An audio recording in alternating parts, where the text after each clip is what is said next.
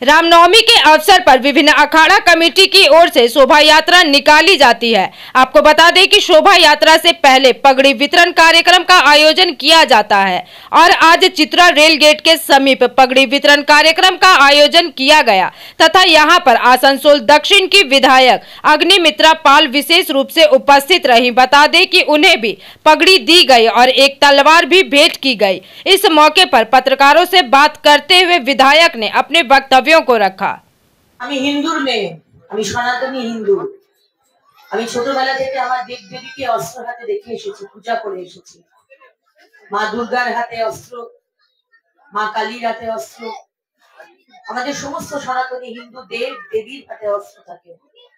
তাই আজকে রামনবমীতে আমরা অস্ত্র তুলে নিয়েছি। এই শিক্ষা আমরা আমাদের সনাতনী হিন্দু থেকে পেয়েছি, হিন্দুত্ব থেকে পেয়েছি, দেব দেবীর থেকে পেয়েছি।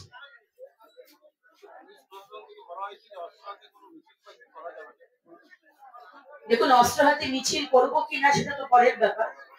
আজকে যে অনুষ্ঠানে আমি এসেছি, আমার হাতে অস্ত্র তুলে দেওয়া হয়েছে। আমি শুধু এখানকার বিধায়িকা নই, আমি এখানকার তাদের দিদি ভাই। এবং এখানে পশ্চিমবঙ্গে বাংলাদেশে যেরকম সনাতনী হিন্দুরা আজকে সংকটে রয়েছে, তাদেরকে হত্যা করা হচ্ছে, আজকে পশ্চিমবঙ্গ সনাতনী হিন্দুরা তারা অত্যন্ত কষ্টে রয়েছে, তাদের অস্তিত্ব নিয়ে সংকট হয়ে গেছে। সুতরাং তারা আমার হাতে তুলে দিয়েছেন দিদিভাই হিসেবে তাদেরকে রক্ষা করার জন্য। তাই আমি তাদের হাত থেকে এই তরোয়াল তুলে নিয়েছি।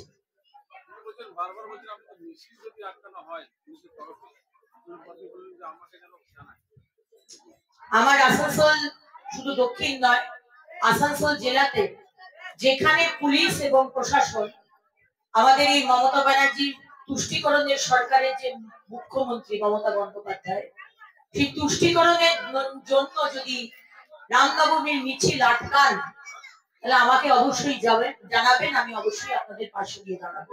আর শুধু আমি নয়, আমার এই জেলার সমস্ত ভারতীয় জনতা পার্টির এবং সনাতনী হিন্দু যারা রয়েছেন তারা আপনাদের পাশে গিয়ে দাঁড়াবে।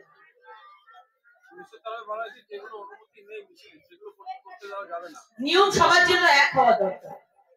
যদি মুসলমানরা, যদি সংখ্যালঘুরা মোহরমের দিন তরোয়াল হাতে, লাঠি হাতে, বিনা পারমিশনে বা পারমিশন নিয়ে যদি তারা মিছিল বের করতে পারে, যদি তারা তাজিয়া বের করতে পারে, তাদের রুট যদি চেঞ্জ না করা হয়, তাদের যদি পারমিশন দেওয়া হয়, তাদের যদি অস্ত্র হাতে খেলা দেখাবার পারমিশন দেওয়া হয়, তাহলে সনাতনী হিন্দুদের দেওয়া হবে না কেন?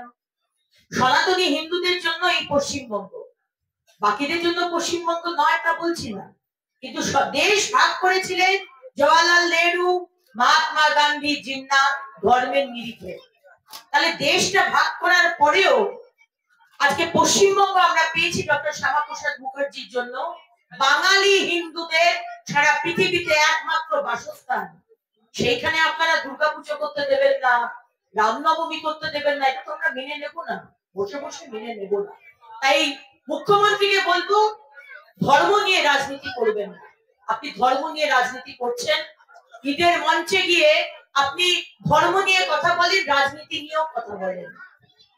তাই আজকে যদি আমাদের মিছিলকে আটকানো হয়, আমরা কিন্তু তার প্রতিবাদ করব, প্রতিরোধ করব। आसनसोल से बिजू मंडल की रिपोर्ट, पीवीटीवी न्यूज।